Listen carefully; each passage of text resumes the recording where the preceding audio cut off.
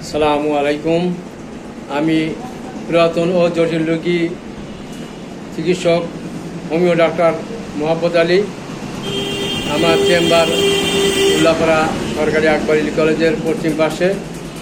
আমি আজ আলোচনা করব আমার লিখিত বই প্রকৃত হোমিও চিকিৎসা, এই বইয়ের সূচিবাহী অধ্যায় থেকে।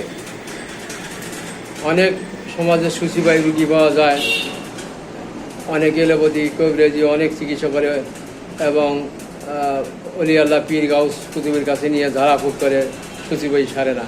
আসলে সূচিবাহী সারতে হোমিওপ্যাথি লক্ষণ সাদৃশ্যে সঠিক ওষুধ প্রয়োগ করলে সূচিবাহী নিশ্চিতভাবে সারে। আমি জীবনে অনেক রুগী ইনশাল্লাহ সূচিবাহী রুগী আরোগ্য করেছি। আমি কয়েকটি সূচিবাহীর প্রধান ওষুধের বর্ণনা করছি, আপনারা লিখে নেবেন অথবা ভিডিওটা বারবার শুনবেন এবং শেয়ার করবেন সূচিবাহী রোগীর চিকিৎসার স্বার্থে। যে রুগী দেখবেন বারবার শুধু হাত ধৌত করে এবং অন্যান্য লক্ষণের সাথে মিলে মেডোরিনা প্রয়োগ করবেন। যে রুগী বারবার মুখ ধৌত করে অন্যান্য লক্ষণের সহিত মিলে পালসিটিলা প্রয়োগ করবেন। যে রুগী বারবার হাত পা এবং আন্ডারওয়্যার অর্থাৎ জাঙ্গিয়া ধৌত করে সেই রুগীকে সিভিলিনাম ব্যবহার করবেন অন্যান্য লক্ষণ সহিত মিল করে। যে রুগী বারবার হাত পা ও তৈজসপত্র থালা বাসন জিনিসপাতি ধৌত করে অন্যান্য লক্ষণ সহিত মিলা তাকে থুজা প্রয়োগ করবেন। অবশ্যই উচ্চ ভার প্রয়োগ করতে হবে সব ওষুধগুলা।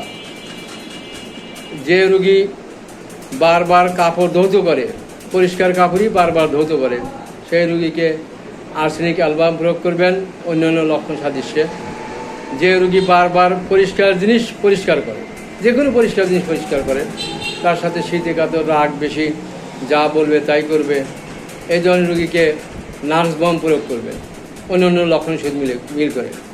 যে রুগী বারবার নিজের শরীর পরিষ্কার করে, বারবার নিজের শরীর সাবান ঘষিয়া ঘা বানা ফেলায় শরীর, তা পরিষ্কার মনে হয়নি রুগীর কাছে মনে হয়, অন্যান্য লক্ষণের সাথে মিল করে তাকে কার্সিনোসিনাম প্রয়োগ করবেন। যদি বংশে ক্যান্সারের ইতিহাস থাকে তাহলে তো কার্সিনোমা সোনা সোহাগা।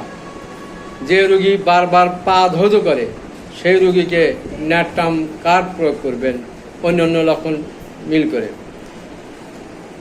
তাছাড়া আরও সূচিবের অন্য ওষুধ আছে, শারীরিক এবং মানসিক লক্ষণ সহিত মিল করে ওষুধ প্রয়োগ করলে এবং চিকিৎসা কিছুদিন ধৈর্য ধরে দীর্ঘ টাইম চিকিৎসা করতে হয়। সূচিবাহী রুগীকে 1-2 ডোজ দিয়ে 100% সারে না, অনেক দিন চিকিৎসা করতে হয়।